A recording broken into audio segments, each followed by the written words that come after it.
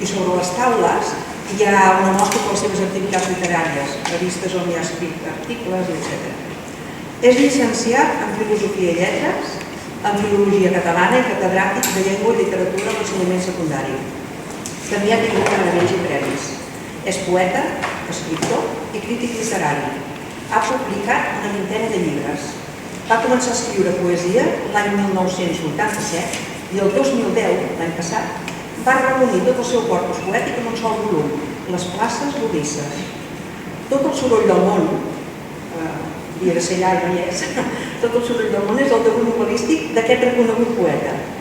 És una novel·la d'amor. Els protagonistes són en Francesc, poeta i vidu des de fa 10 anys, i la Marta, una dona separada i amb una filla. Dues persones marcades per una relació sentimental anterior que veuran com de manera inesperada les seves afinitats els desperten sentiments amagats.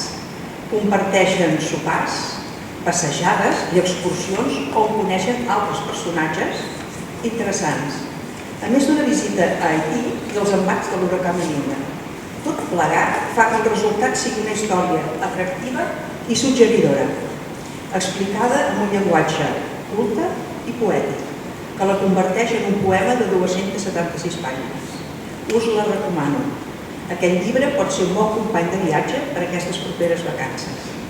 Seguidament, els contertulians del racó poètic farem lectura d'alguns fragments que hem triat.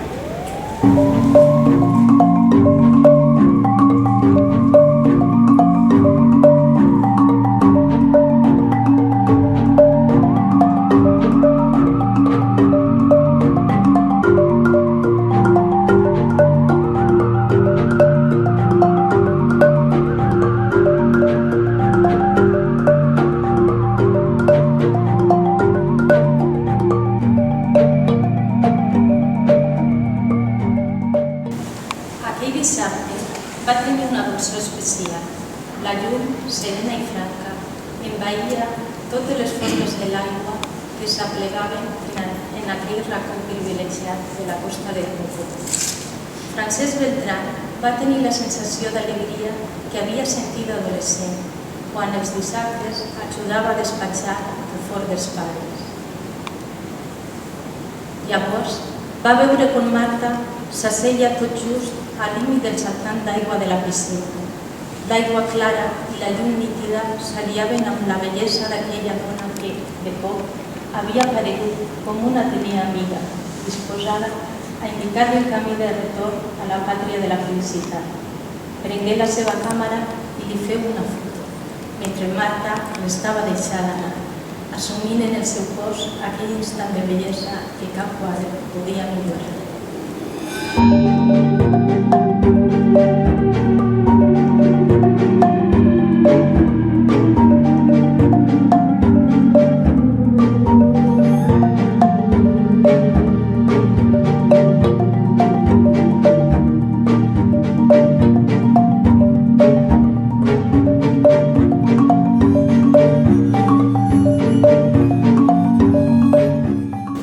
Llavors, clar, em vaig adonar d'una cosa, que és que un dels punts del planeta on més s'havia exacte és el Carib, tant per raons, diguem-ne, purament personals com per raons de cooperació cultural.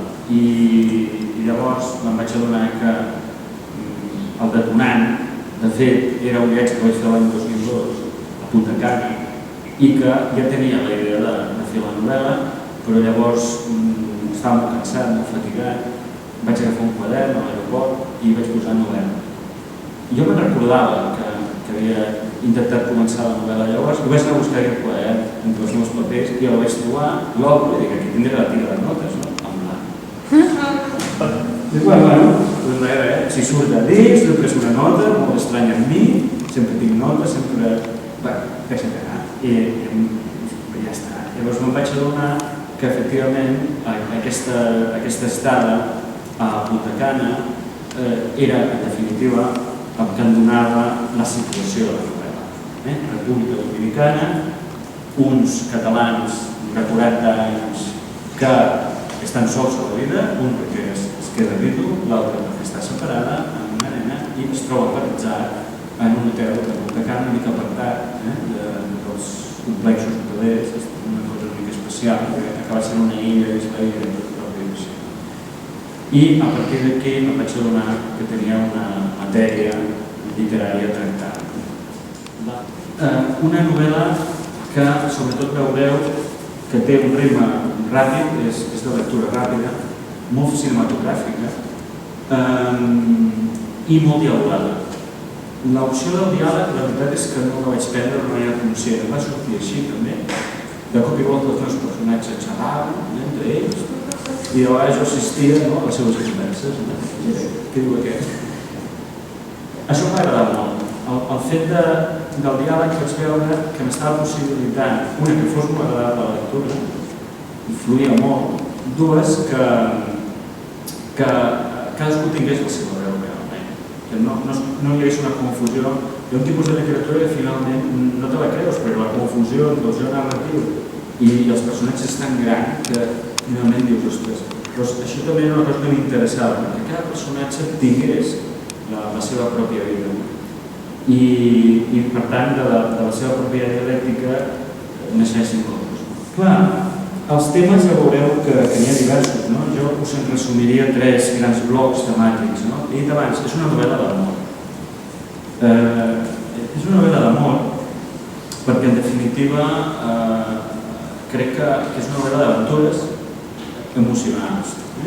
No espereu que passin aquí coses a la República Dominicana, no, passen moltes coses però emocionalment. És una novel·la fonamentalment que juga amb els sentiments i amb els valors, les dues coses. I tenim aquest pobre francès que està totalment desolat des que va quedar viu des de jove, i la Marta, que és una dona molt diferent d'origen. El francès prové del barri de Gràcia, de Barcelona, ha fet filologia, la seva dona també, s'ha mogut en un cert ambient dels anys 80 a Barcelona, culturals, amb inquietuds catalanistes, etc.